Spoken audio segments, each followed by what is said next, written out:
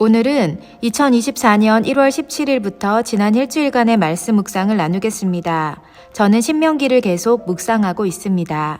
말씀 묵상 시작합니다. 2024년 1월 17일 신명기 7장 12에서 26절 말씀. 오늘 하나님께서 내게 들려주시는 음성은 내 하나님 여호와께서 너를 인도하여 내실 때에 내가 본 큰 시험과 이적과 기사와 강한 손과 편팔을 기억하라. 내 하나님 여호와께서 내가 두려워하는 모든 민족에게 그와 같이 행하실 것이요이다. 하나님께서 이스라엘 백성들을 인도하실 때 백성들은 분명히 보고 경험했다. 하나님께서 어떻게 큰일을 행하셨는지 말이다. 그리고 그 경험은 앞으로를 살아가는 힘과 능력이 된다. 내게도 동일한 하나님이라는 사실을 다시금 기억하라고 말씀하시는 하나님을 느낀다. 예수님을 믿고 지금까지 하나님께서 얼마나 신실하고 아름답게 나의 삶을 인도해 주셨는지 너무나 잘 알기에 그 하나님을 의뢰함으로 보이지 않는 미지의 땅을 담대하게 걸어갈 수 있을 것이다. 루디아의 집 사역이 내게는 그런 곳이다. 미개척지이고 가보지 않은 길이다. 하지만 오늘 말씀처럼 지금까지 내 삶을 인도하실 때 내가 보았던 시험과 이적과 기사와 강한 손과 편팔을 기억한다면 그 길을 기대함으로 걸을 수 있다. 용기와 힘을 주시는 하나님께 감사하다. 이번 주말 모금 여행을 떠나지만 그것이 보장된 약속이 있는 것이 아니기에 약간의 긴장과 두려움도 있다. 하지만 이 과정을 묵묵히 잘 거쳐가는 것도 내가 감당해야 하는 몫임을 기억해야 하겠다. 2024년 1월 18일 신명기 8장 1에서 10절 말씀. 내 귀에 들리는 달고 오묘한 말씀들로 인해 다시금 감사하련다. 하나님께서 이스라엘 백성에게 허락하신 아름다운 땅은 물리적인 땅이었지만 오늘 내 귀에 들려주시는, 즉 하나님께서 내게 허락하실 땅은 영적인 의미에서 그만큼 비옥하다는 사실을 깨닫게 된다. 루디아의 집 사역을 하나님께서 마침내 아름답게 이루어 가실 텐데 그곳에 어느 누가 찾아오더라도 그분들이 그곳에서 영적 은혜를 공급받고 가실 것임을 확신한다. 마음이 골짜기처럼 깊은 곳 어디에 상처가 있더라도 또 높은 산처럼 높아진 마음이 있다 하더라도 하나님께서 그들의 마음에 분천과 샘이 흐르듯 흘러가 일하실 것이고 그들의 삶에 주림이 채워지는 역사가 나타날 것이며 그 어떤 것에서도 부족함이 없도록 하나님께서 각 영혼에게 채우시리라고 믿는다. 이 말씀을 읽기만 해도 설레이고 기대가 된다. 그리고 더욱 간절히 그 같은 영혼의 잔치가 일어날 공간을 허락해 주시기를 소망하게 된다. 2024년 10월 19일 신명기 8장 11에서 20절 말씀. 신명기의 말씀은 하나님의 축복의 말씀을 믿음으로 아멘하여 취하라는 음성이기도 하면서 동시에 그 축복에 대한 책임 또한 얼마나 무거운 것인지 그 축복을 받아 누리는데 반드시 필요한 것이 무엇인지를 각인시켜주는 말씀이기도 하다. 그렇다. 하나님의 축복을 믿음으로 받았으면 그 축복을 주신 분이 누구인지를 반드시 절대적으로 기억해야 한다. 하나님이 그 능력의 주인이심을 결코 잊어서는 안 된다. 그리고 그 축복은 재물 얻을 능력이라고 성경은 말하고 있다. 나는 사업을 하는 사람도 아니고 오직 사역에 집중하여 주의 일을 감당하라고 부르심을 받았다. 하지만 내게 이 재물 얻을 능력을 말씀하신 것은 그와 같은 재물의 풍성한 은혜가 우리 루디아의 집에 부어질 것이라는 소망의 말씀으로 들린다. 하나님께서 그런 후원자와 동역자를 더욱 많이 붙여주실 것을 믿고 확신하며 아멘 한다. 루디아의 집, 아니 선교사 멤버 케어는 물질을 쏟아 부어야 하는 사역임을 너무나 잘 알고 있기 때문이다.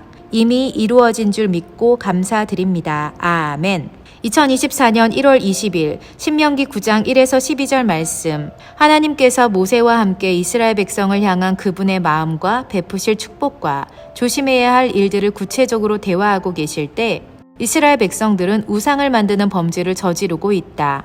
어쩌면 한날 한시에 동시에 일어나는 어떤 사건처럼 이런 일이 발생했다. 어쩜 이 같은 모습은 선과 악이 공존하는 우리 인간의 모습을 반영하고 있는 듯 보이기도 하다. 그리고 나도 분명 이런 이중적인 모습을 가진 인간일 텐데 순간 이런 내 모습을 생각하니 괴로움이 밀려온다. 하나님 앞에서 부끄러운 모습이 너무나 많은 인간인 것 같아서이다. 일예로 어떤 목사님 모임에서 크리스마스 선물 교환을 하기 위해 각자 30불짜리 선물을 준비하기로 했었다. 남편과 선물 준비를 하면서 나는 30불을 맞추기 위해 애쓰고 남편은 30불을 넘어 37불짜리를 선택하며 약간의 실갱이를 했었다.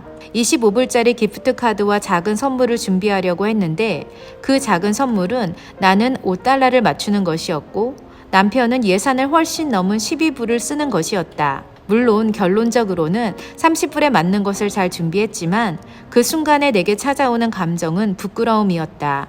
내가 그 모임에 있는 분들에 대한 마음과 사랑이 넉넉하지 않았구나를 깨달았기 때문이다.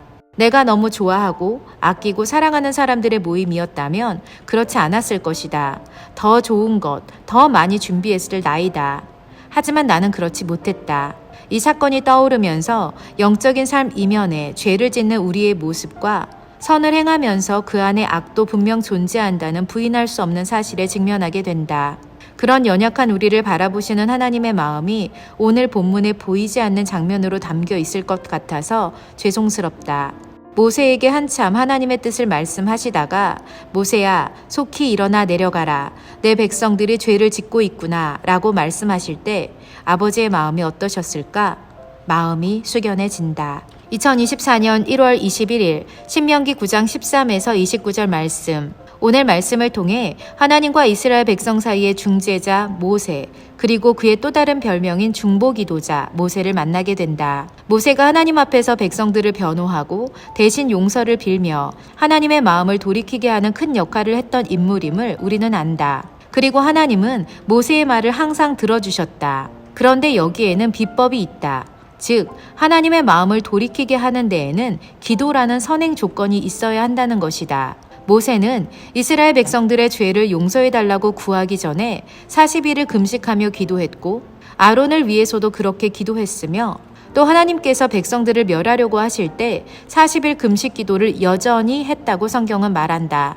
어쩌면 우리가 하나님과 성도들 사이에 선 중재자로 중보기도자로 서기 위해서는 성도들을 위해 금식하며 기도할 수 있을 정도의 사랑과 간절함이 있어야 되는 것이 아닌가 생각이 들었다. 모세가 위대한 지도자였던 이유는 그가 성도들을 사랑했고 그 성도들을 위해 금식하며 기도할 수 있었기 때문인 것 같다. 나는 나를 위해서는 40일 작정 기도를 많이 해봤었다. 나의 직계 가족을 위해, 나의 미래의 남편을 위해서도 매년 금식하며 기도했었다. 하지만 나의 양떼들을 위해, 성도들을 위해 금식하며 기도할 정도로 사랑하지는 못했던 것 같다. 회개하는 마음이 든다.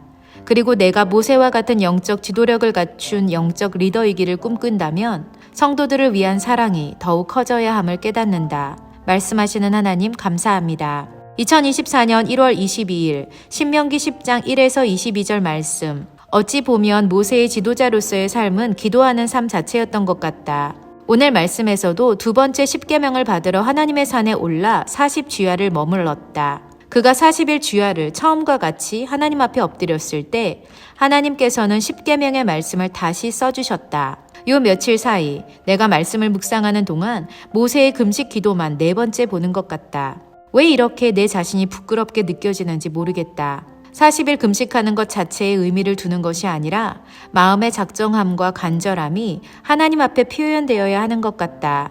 조금 있으면 사순절이 시작될 텐데 마음 준비를 하고 올해는 40일 작정 한 끼 금식 기도를 해야 하겠다. 새로운 교회 사역을 위해 그리고 루디아의 집 사역을 위해서 말이다. 작년 사순절은 말씀 통독만 했는데 올해는 성경 일독과 금식 기도까지 작정하여 하나님 앞에 서길 원한다. 말씀하시는 하나님 감사합니다. 2024년 1월 23일 신명기 11장 1에서 17절 말씀. 하나님은 계속적으로 약속의 땅, 하나님께서 주리라고 맹세하신 땅에 대해 말씀하고 계신다. 아직 내가 밟은 땅은 아니지만 하나님은 이스라엘 백성들에게 너희가 건너가서 차지할 땅에 대해서 말씀하신 것처럼 내게도 동일하게 말씀하고 계심을 느낀다. 내가 건너가서 차지할 땅, 즉 내가 앞으로 나아가야 할 그곳인 교회와 루디아의 집이 있어야 할 그 땅, 그곳에 대해서 말씀하시는 것으로 들린다. 분명 그곳은 산과 골짜기가 있어 하늘에서 내리는 비를 흡수하는 땅이요 하나님께서 돌보시는 땅이다. 연초부터 연말까지 하나님의 눈이 항상 그 위에 머무는 그런 곳이다. 이렇게 하나님의 약속의 말씀이 있는 것이 얼마나 감사한지 모른다. 이 말씀을 붙잡고 기도함으로 하나님의 역사를 기대할 수 있기 때문이다. 남편과 나의 앞에 펼쳐질 새로운 도전이 또 다른 축복이 될 것을 믿는다. 아멘.